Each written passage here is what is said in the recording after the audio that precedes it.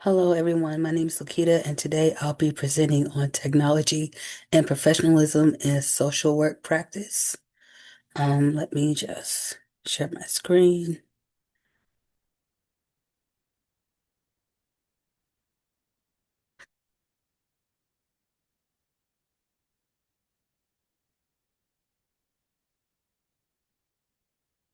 Okay, so I'll be discussing some common mistakes social workers can make when using technology, as well as ethical considerations related to HIPAA, confidentiality, and maintaining professionalism in digital spaces. This is especially important in settings like community mental health, which I work in, where we are frequently using technology to communicate and document. So, why this matters? Technology plays a huge part in social work today. We use it for documentation, communication with team members, and sometimes even to connect with clients. While technology can improve access to care and make our work more efficient, it also comes with some risk. If not used properly, it can lead to ethical violations, especially related to confidentiality and professional boundaries. That's why it's important for social workers to be intentional and mindful about how we use technology in practice.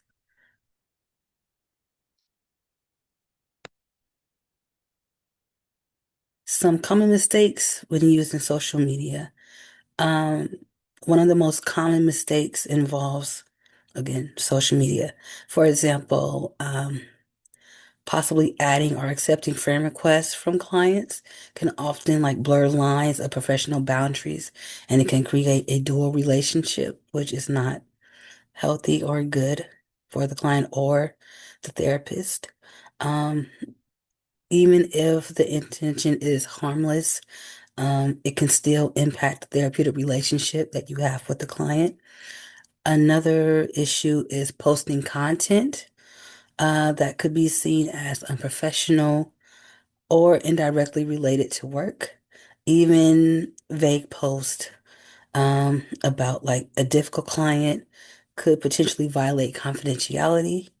And it's also important to regularly check privacy settings. And that's important because even professional content can become public if the settings are not secure. So you just have to be careful when it comes to accepting friend requests or followers. Even if it's been a while since you've been in practice with the person, it can still kind of blur lines. Also, another common mistake is texting. Texting is another area where mistakes can happen. Um, Even though texting is a convenient way to communicate with the client, it can quickly become problematic if social workers are using their personal phones or sharing sensitive content um, through unsecured messages. Another issue is not documenting that communication that happens over text message, which can impact the continuity of care. There can also be boundary concerns, such as clients texting after hours or expecting immediate responses. It's important to set clear boundaries and expectations when using agency-approved communication methods whenever possible. So, like if you have your work phone and a personal phone, always communicate with your clients during work hours using the work phone.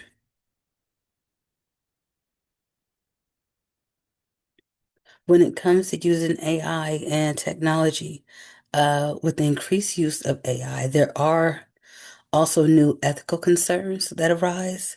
One of the major mistakes would be entering identifiable client information into an AI source, which can compromise confidentiality of the client.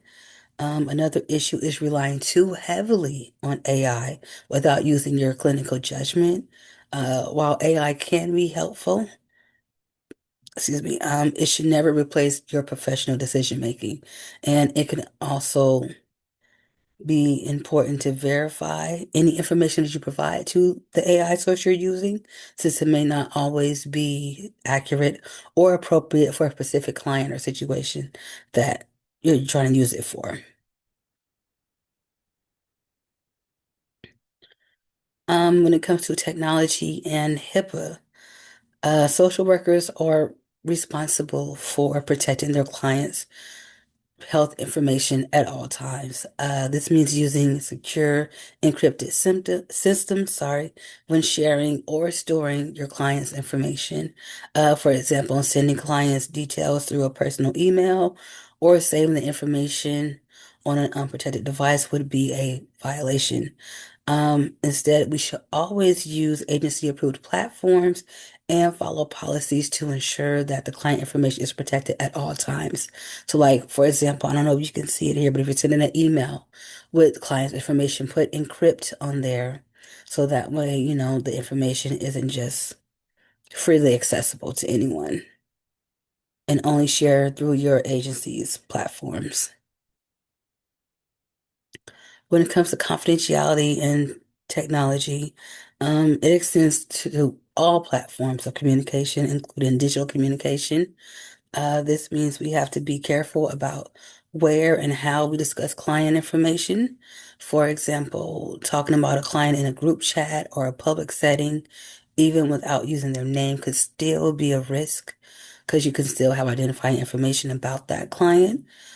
Social workers have the ethical responsibility to protect client privacy and ensure that information is only shared with appropriate and necessary for care. So just try not to talk about clients in just open settings.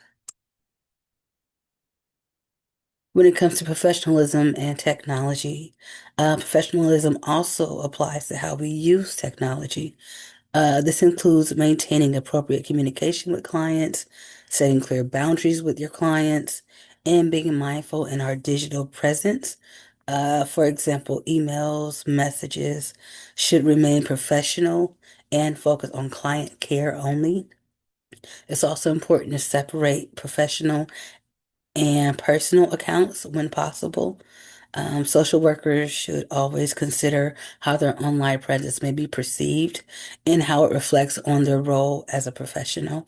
So if you have, I don't know, let's say Facebook, try to have a personal Facebook that, your clients don't have access to, and then have your professional Facebook page, if you choose to have a professional Facebook page, and just keep the two separated and be mindful of what you post because it can be perceived a different way on social media.